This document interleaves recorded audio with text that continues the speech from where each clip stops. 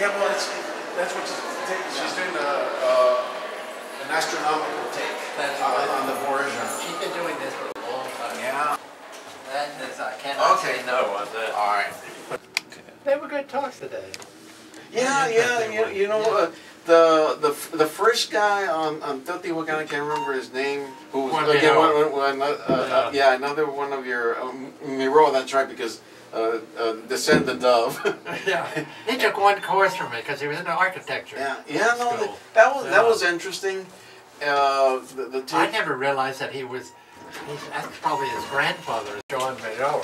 It must be original grandfather or great-grandfather. What I enjoyed about his presentation is his take on the architecture. Yeah. Yeah, because we talked before about... it's an architect's view. Yeah, no, I thought... He's into all kinds of things, like city planning and stuff like that. Yeah. So he knows what he's talking about. Yeah, that was kind of like a lot of things, about this whole... is Tula Hidalgo, or is it Teotihuacan? Or Tolan just means city, it gets into all those... It's a place of reeds. Place of reeds, which became a generic like for city. Yeah. The thing that in his presentation, he talked about a lot of different things about Teotihuacan, and I talked with you about why no ball courts, and you said, well, there are murals that show ball courts, but then there's also the issue, like you mean at Teotihuacan? At Teotihuacan, yeah. Yeah, there is that in the paradise so-called of Tlaloc. It shows people playing all kinds of games, and there is about 3 or 4 different kinds of ball games that are being played there. Not necessarily the one with the hips, but ones including something like baseball, where you hit the thing with a bat. Okay, so it's not referring to what we traditionally think of as the ball court. And there are no ball courts like that in Teotihuacan, but they were probably using sections of the Avenue of the Dead to play. To play, and the sunken areas. Yes, sunken areas. Yeah, because it goes from one sunken area to another. That's right. Yeah. But then there's also the mention that in the city there was a Mayan section, or what they call a barrio. Right. Why is there no writing? Carl Tauba says there's some patio there that's got glyphs on it, but it's not really Maya writing. I mean, it looks like they had probably names of people where they had to assemble. But I don't really think that writing in the Maya sense existed in Teotihuacan. Yeah, because it's kind of like what they were saying about Supecaral in Peru. They were saying, oh, well, there was no writing, and here you got the city. And at one point they were saying there was no agriculture. You remember the initial things? How could you have no agriculture and build something like that? Exactly. But then it's also, how can you build Teotihuacan and not have some record keeping? Well, or mathematics. One of the problems is we have no books from there. Yeah. If we had codices, it might be different. Yeah. And we don't have them. It's just all you have are a few sculptures, and not that many sculptures, and you have these wonderful murals, which are, have nothing to do with writing.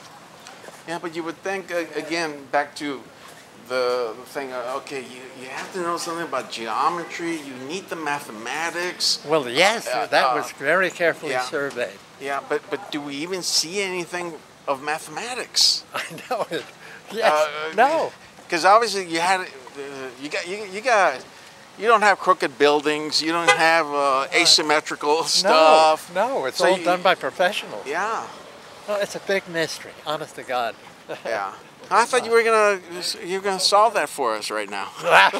Somebody else can do it. Here you go. You can turn it off right here. We're recording.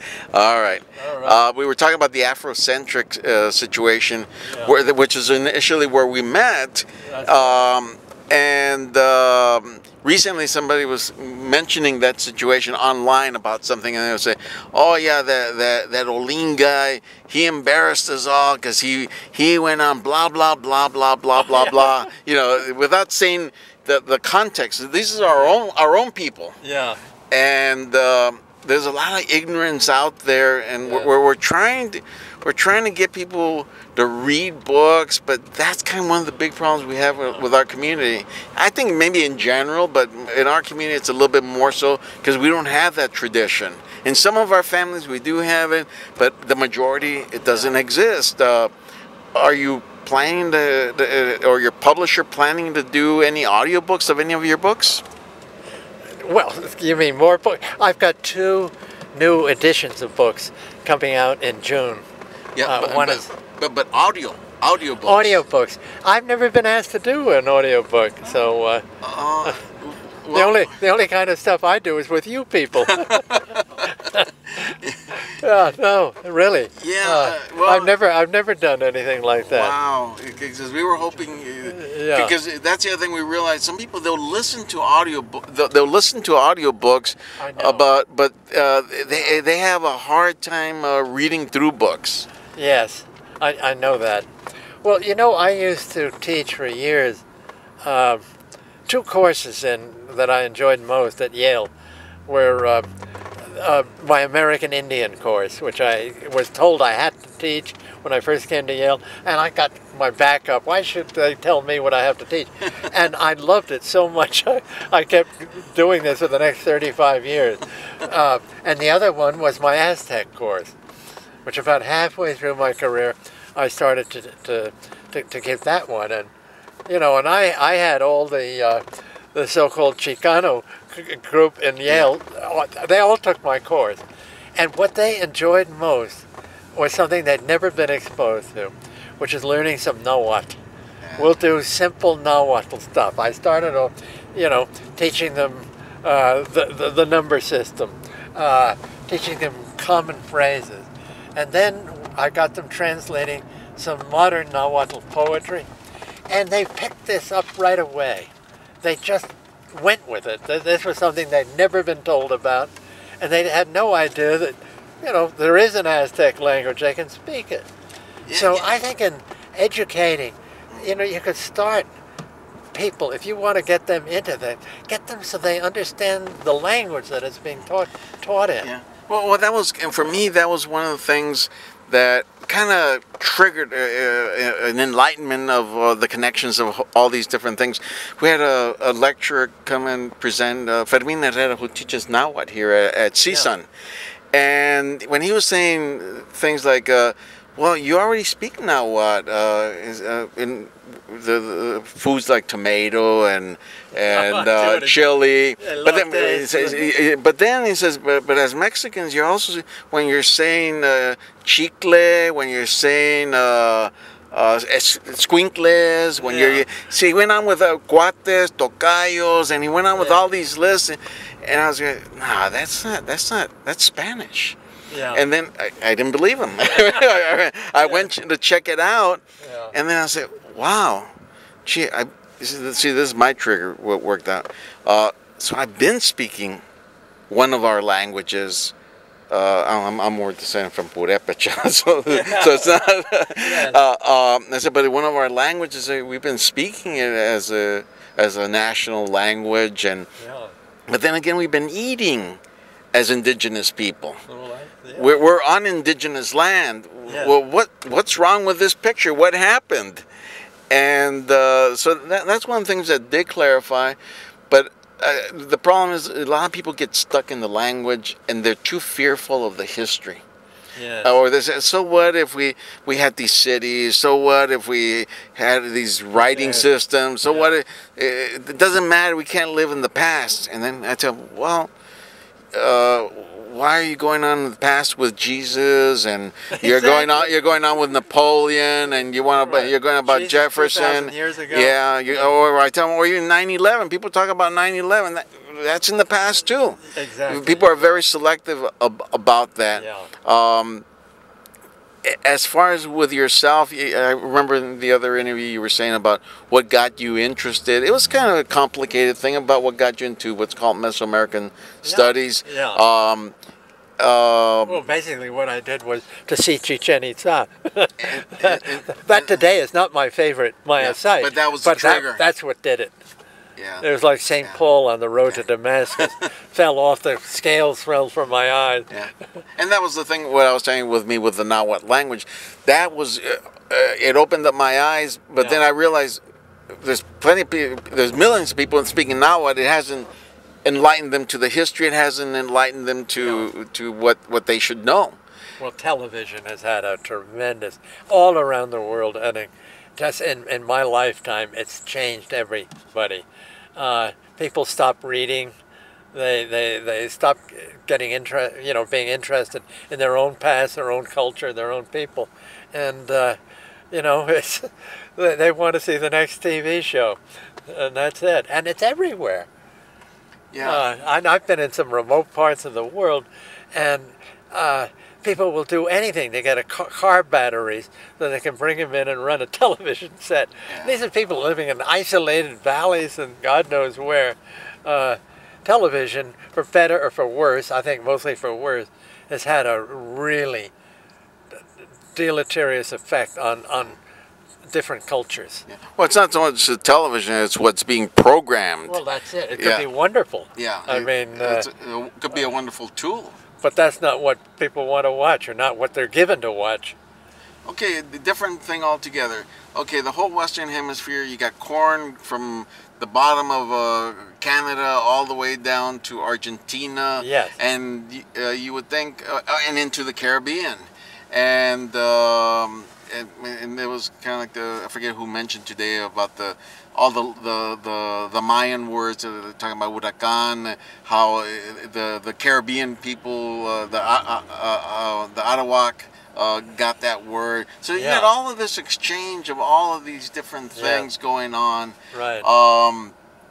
And had we been given another 500 years or maybe another 700 years, only if, or if only. Yeah. But it didn't happen that way. But what are some of the things that you see that could have developed in the last 500 years, the way things were going? The real thing were the diseases. There's no question about it. I mean, nobody can counter this one, that the New World was so-called conquered by disease. And if the populations had not been 90% of them wiped out in the first couple of 100 years, you would have had people today in the UN who were Nahuatl speakers or Maya speakers or Quechua speakers. But it didn't happen that way. It would have gone like India, for instance, which of course was under the British Empire for X number of years, for centuries in fact. And when the British got out, there's so many Indians. The population was so large and had not really been destroyed. They got their own life back. And it didn't happen in the New World because of the population drop. All of these diseases, measles and smallpox essentially, that there was no native resistance here. That's what did it. Or it could have. Otherwise, it would have been. You would have had the Aztec representative to the United Nations sitting on the Security Council now. Or it could have gone the way in Japan. They just didn't give them more than a tiny foothold. Yeah, they kicked everybody out. They kicked all the Europeans out, all the Portuguese, and all their missionaries and everything. They got out and they were killed. This is under the shoguns that saved their culture. In a different direction, since the Olmecs is again one of your many specialties. Still my favorite. Still your favorite? Okay, well, here's the thing. Okay, in terms of Olmec culture, I see Olmec culture manifested in things like Tezcatlipoca going into the Valley of Mexico and bringing civilization. Not one person, but maybe a series of priests over many generations, found going with Tlatilco and then Cuicuilco. Cuicuilco gets buried in lava, and let's start a new city. How about... you can't plan a planned city unless you already had a city, right? Yes, that's true. So you have that. You can say that's where the Olmecs got into the Valley of Mexico with Teotihuacan being, I guess. Well, that's way post Olmec. Yeah. Oh, yeah. 500 BC. Yeah. But most likely, really over. Yeah, but mostly without the Olmecs, it probably couldn't happen. That's true. Yeah, and then you go into, so it goes there, and we know there was trade, but then you have Poverty Point in Louisiana. Yeah, right. Pretty old site. It is. Maybe old enough to have been contemporary with the Olmec. Well, I'll tell you, James A. Ford, who was one of the finest American archaeologists of a past generation, he was convinced there was a connection. But he was an expert on Poverty Point. He wrote the book. He was convinced that these people were Olmecs, but I don't know, really.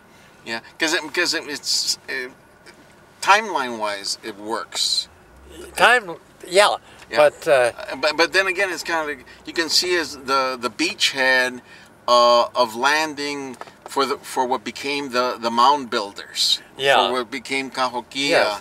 Well, what's going on in Georgia later on, supposedly a Mayan connection. Well, I'll tell you something that you may or may not know about, and that's the discovery in the first place that in the Southwest, among the Pueblo cultures, they were importing chocolate beans and drinking chocolate there.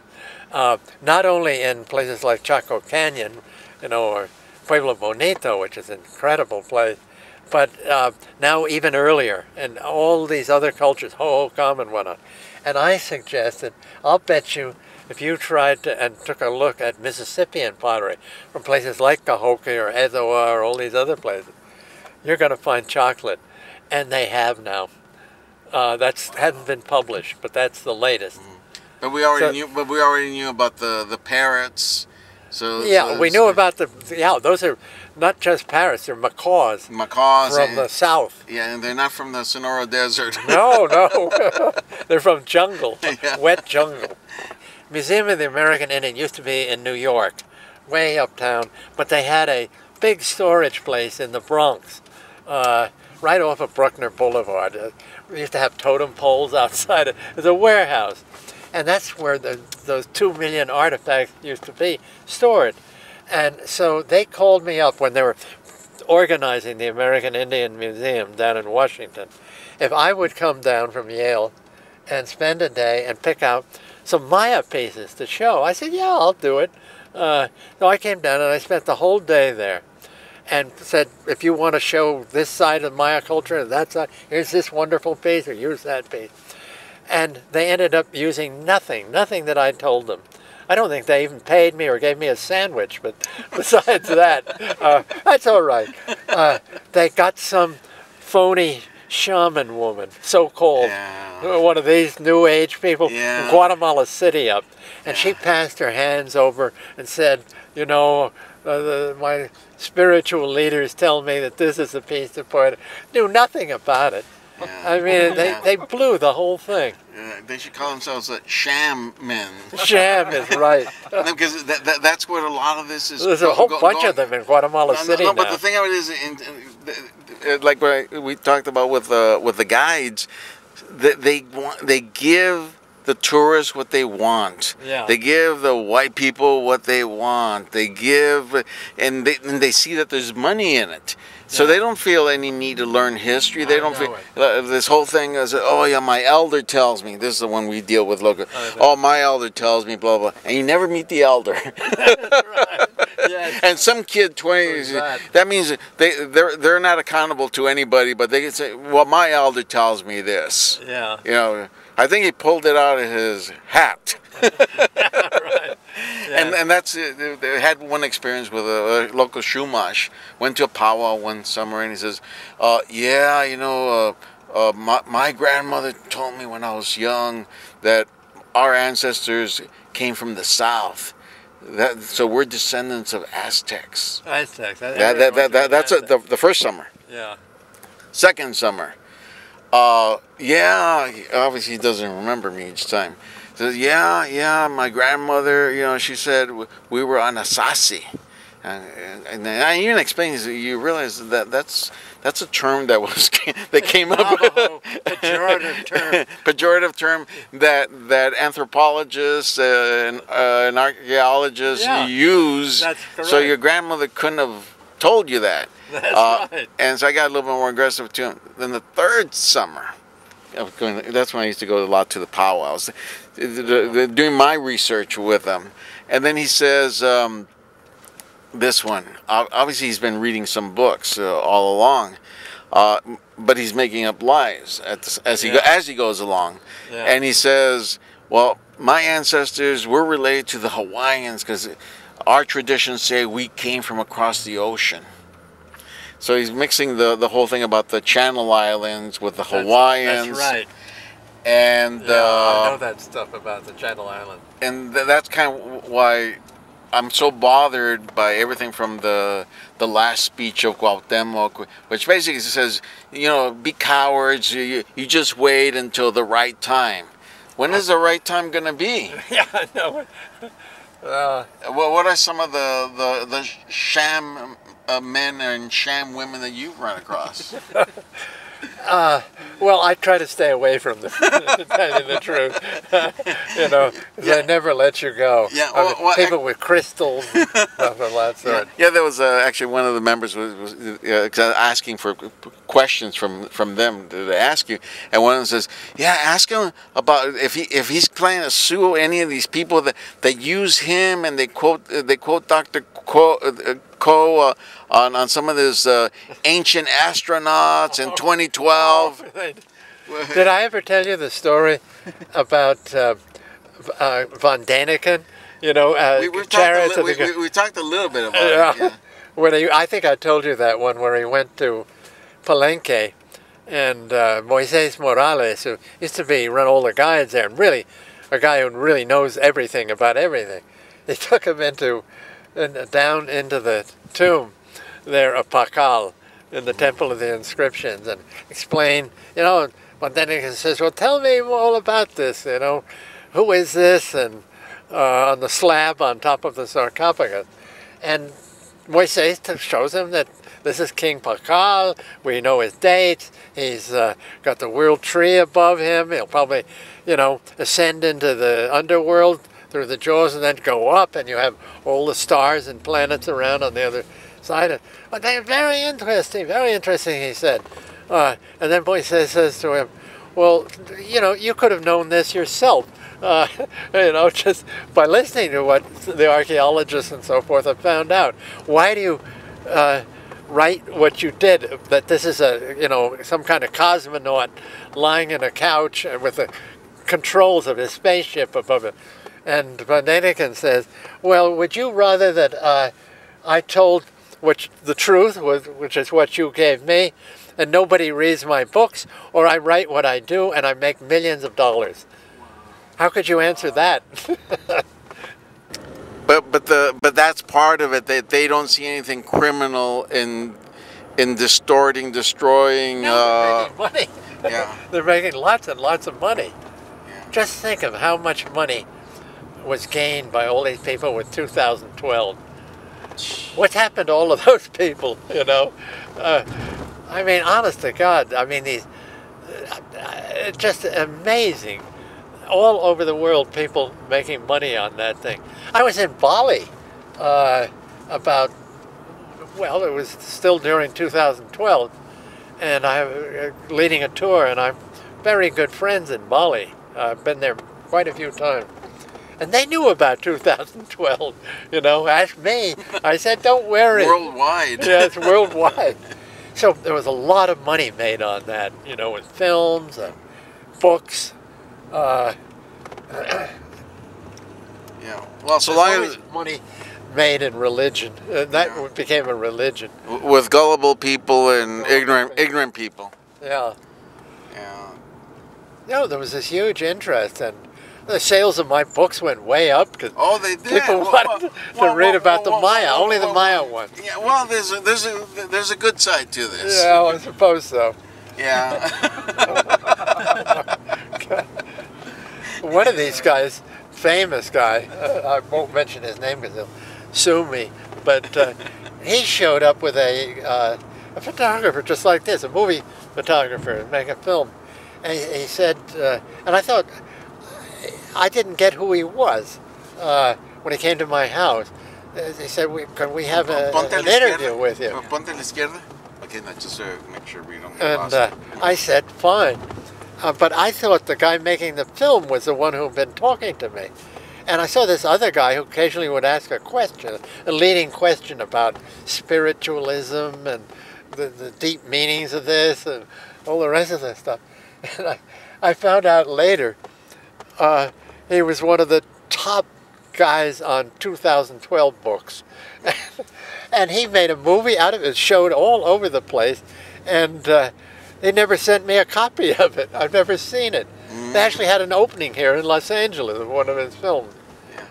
Yeah. Aveni had a very good book, basically debunking, proving it, you know, flipping upside down, showing this is bunk and all that, and his book didn't sell all that well. That's right. Nobody wants to really know the truth. What's been your experiences with Aveni? I think he's really good. He's I think the professional astronomer that I think I have most respect for. He's really very, very good. I don't agree with him on everything. I mean, he sometimes debunks things which I don't think should be debunked. But he was right about 2012. And he's a very clear writer, too. But he's never written a super popular book that really make money. He's not tried to. Okay, hold on a second. Oh, okay. Oh, I see. You took a different route, huh? Yes, it's the same. Yeah. Okay. Yeah. I'm sorry. Yeah, no, Aveni, I've loved his stuff, but what are some of the things that you disagree with him on? Well, he's debunked a lot of stuff. Actually, he hasn't debunked an awful lot of stuff, to tell you the truth, that I believe in. At one point in the history of the study of archaeology, Maya archaeology, everybody wanted to see astronomical alignments everywhere. There was a big interest, and that, of course, that's an important point. And he debunked a lot of that stuff. There are some astronomical alignments, for instance, at Uxmal, that have to do with the rising and setting of Venus and the Venus cycle. But in general, I agree with him. He's good. I mean, he's very hard-headed.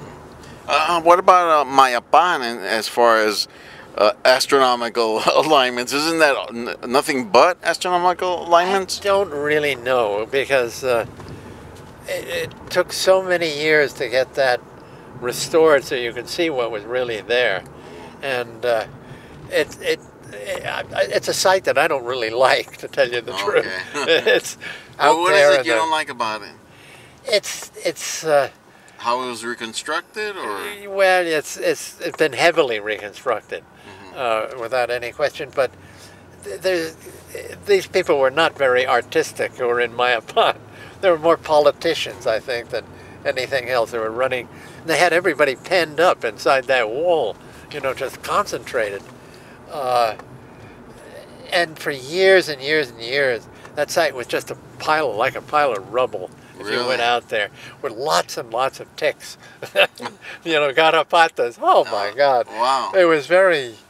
The other thing about Mayapan was that when Carnegie wrapped up their archaeology program, they had one last gasp, like a dying cow or a horse or a jaguar, and they put everybody into Maya Pond to do a huge multidisciplinary project there. And they took them, they removed them from much more interesting stuff on classic Maya sites, pre-classic in Guatemala and places like that. And I think it was a mistake. But they were going to get disbanded anyway. I mean, the writing was on the wall. And it finally happened. And I don't think much came out of that whole thing. I mean, I've got all the books and everything. But it's there were much more interesting problems that they could have been solving then, that had to do with the pre-classic, with the early stuff. They could have gone to El Mirador and done something original.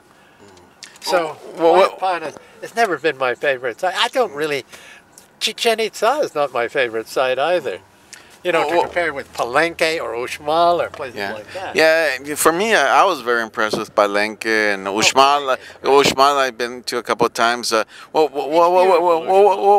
the? Well, which Uxmal did have a little bit of the commercialism, but it wasn't as offensive as Chichen Itza. No, you're quite right. But what's the history of that site? From the finding of it and to the developing of it? Well, of course, the first people to really talk about it and illustrate it were the wonderful John Lloyd Stephens and Frederick Catherwood, my heroes. I mean, they did a wonderful job there. They not only went to Uxmal, they went to a lot of these Puk sites in that area that people only recently have gone back to.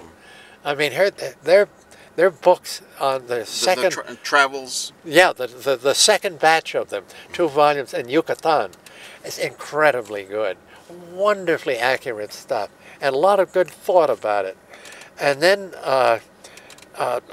it always was known. I mean, the Spaniards knew about it, like they knew about Chichen, but it wasn't until the end of the 19th century that there was any more serious work. Basically, it was Stephens and Catherwood in the 1840s and 50s, and that was it. But then the architects got interested in this because of the architecture really impressed modern European and American architects in a big, big way, including architects here in LA, in Los Angeles. And Frank Lloyd Wright fell in love with Uxmal. Heavily influenced him. Oh, it was Uxmal. It was Uxmal. I wasn't sure which of the sites. No, Uxmal, in particular. I mean, he thought that was the greatest place on earth. And there was a local architect here, something Stacy Judd was his name, and he built all kinds of buildings that had Uxmal type architecture in them, including a movie theater. I think these have been preserved. They're now on historical sites, so people can't rip them down. Yeah. Barnsdale Park has one of a house actually that's now sort of a museum. Yeah.